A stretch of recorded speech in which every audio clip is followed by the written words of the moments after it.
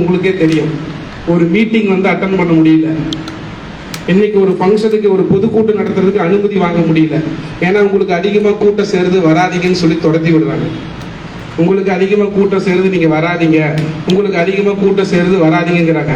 இதே திமுக அதிமுக அதிகமாக கூட்டம் சேர்றதுக்காக பணம் கொடுத்து கூட்டிட்டு போய் நிக்க வச்சுட்டு இருக்காங்க ஒவ்வொரு இடத்துலையும்.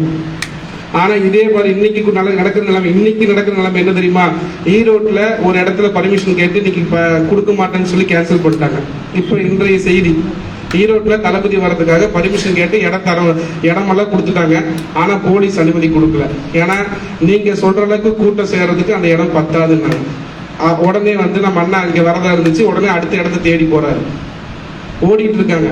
ஏன்னா தளபதியை பார்க்கறதுக்காக நம்ம மக்கள், நம்ம ஈரோட்டினுடைய மக்கள் வந்து காத்துக்கிட்டு இருக்காங்கிறது தெரிஞ்சுக்கிட்டு வேகமா இரவும் பகலும் தூங்காம இடத்த பிடிச்சிட்டு இருக்காங்க.